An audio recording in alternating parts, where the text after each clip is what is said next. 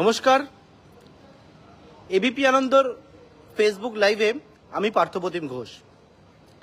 যে বিষয়টা আপনাদের জানাবার জন্য আমার বর্তমানে এই সময় আপনাদের সামনে আসা, সেটি হচ্ছে যে রাজ্য পুলিশের এসটিএফ দুজনকে গ্রেপ্তার করেছে। অত্যন্ত গুরুত্বপূর্ণ দুই গ্রেপ্তারি, এবং তাদেরকে বনগাঁতে গ্রেপ্তার করেছে। আপনারা নিশ্চয়ই দেখতে পাচ্ছেন। যে বিষয়ে আজকে জানাবো সেটি হচ্ছে বাংলাদেশে ওসমান হাদি খুন হয় গত বছর 12ই ডিসেম্বর, এবং সেই ওসমান হাদি খুনের ঘটনায় দুই অভিযুক্ত তাদেরকে গ্রেপ্তার করা হয়েছে। ওসমান হাদি বাংলাদেশে 12ই ডিসেম্বর ঠিক দুপুরবেলা 2:30 নাগাদ ফিরছিল যখন, তখন রাস্তার মধ্যে গুলি করে তাকে এবং গুলি করে খুন করা হয়।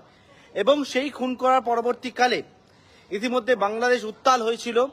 সেই ঘটনার পরবর্তীকালে দুজনের খোঁজে যখন বাংলাদেশে তাদের খোঁজ শুরু হয়েছিল, তাদের খোঁজ পাওয়া যায়নি। পরবর্তীকালে তাদের সন্ধান দেওয়ার জন্য একেবারে যে বিষয়ে অ্যাওয়ার্ড ঘোষণা করা হয়েছিল, এবং তার পরবর্তীকালে কিন্তু দুজনকে গ্রেপ্তার করা যায়নি বা ধরাও যায়নি।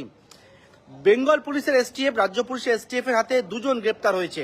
কিভাবে গ্রেপ্তার, কিভাবে বাংলাদেশে খুনের পরে তারা ভারতে প্রবেশ করলো এবং বাংলাদেশে আশ্রয় নিল, সেই সমস্ত বিষয়টাকে আপনাদেরকে জানাবো।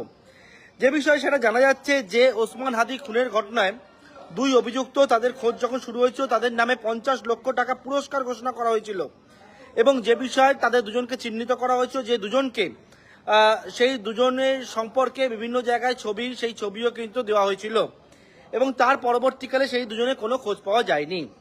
বেঙ্গল পুলিশের এসটিএফ বা রাজ্য পুলিশের এসটিএফ তারা গতকালকে রাত্রেবেলা গোপন সূত্রে খবর পায় একটা, যে বনগাঁ সীমান্ত সেই জায়গায় দুজন বাংলাদেশি তারা অবৈধভাবে ভারতবর্ষে প্রবেশ করেছেন, প্রবেশ করে সেখান থেকে তারা রয়েছেন, এবং সেই মতো সেই খবর পাওয়ার পর দুজনকে প্রথমে আটক করে। কিন্তু প্রথমে যারা জানতে পারেননি যে এরা কারা, তাদের দুজনকে আটক করার পর যখন জানতে পারেন বেঙ্গল পুলিশের এসটিএফ, কারণ ইতিমধ্যে তাদের ছবি সার্কুলেট করা হয়েছিল, বিভিন্ন জায়গায় জানানো হয়েছিল, সেখান থেকে জানা যায় যে এই দুজন আর কেউ না, এই দুজন হচ্ছে একেবারে ওসমান হাদি খুনের ঘটনায় যে প্রধান দুই অভিযুক্ত, যার মধ্যে ফয়জাল করিম মাসুদ, যার বাড়ি বাংলাদেশের পটুয়াখালীতে, ফয়জালের ডাকনাম রাহুল, অন্যদিকে আলমগীর হোসেন, যার বাড়ি বাংলাদেশের ঢাকাতে।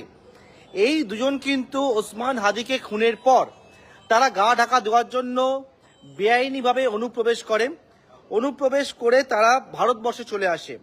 এবং যেমনটা জানা যাচ্ছে, ভারতবর্ষে প্রবেশ করার পর তারা কোথা থেকে প্রবেশ করেছিল, তারা হচ্ছে মেঘালয় থেকে, মেঘালয় সীমান্ত দিয়ে অবৈধভাবে ভারতে প্রবেশ করে। তারপর ভারতের বিভিন্ন স্থানে বিভিন্ন জায়গায় তারা গা ঢাকা দিয়েছিল। এর পরবর্তীকালে গতকালকে রাত্রেবেলা বনগাঁ সীমান্তে যখন গিয়ে পৌঁছায় পুলিশ, এবং সেই জায়গায় বেঙ্গল পুলিশের এসটিএফ যাওয়ার পরবর্তীকালে একেবারে বনগাঁ সীমান্ত থেকে এই দুজনকে প্রথমে পাকড়াও করে, এবং তাদেরকে জিজ্ঞাসাবাদ করার পর জানা যায় যে বনগাঁ সীমান্ত থেকে এই দুজন তারা কিন্তু আবারও বাংলাদেশে পালিয়ে যাওয়ার ছক কষেছিল, এবং বেঙ্গল পুলিশের এসটিএফ এই দুজনকে গ্রেপ্তার করেছে, এবং ইতিমধ্যে বাংলাদেশের সঙ্গেও তারা যোগাযোগ করছে, এবং বেঙ্গল পুলিশের এসটিএফ দুজনকে ইতিমধ্যে কাস্টাডিতে নিয়েছে। অর্থাৎ ওসমান হাদি খুনের ঘটনায় দুই যে মূল অভিযুক্ত ছিল, যাদের নামে পুরস্কার ঘোষণা করা হয়েছিল, তারা গ্রেপ্তার হলো বাংলা থেকে। সুতরাং এই বিষয়টি জানাবার জন্য আপনাদের সামনে আমার এই ফেসবুক লাইভে আসা। পরবর্তীকালে যা যা তথ্য পাওয়া যাবে অবশ্যই আপনাদের সামনে আমি তুলে ধরবো। নমস্কার।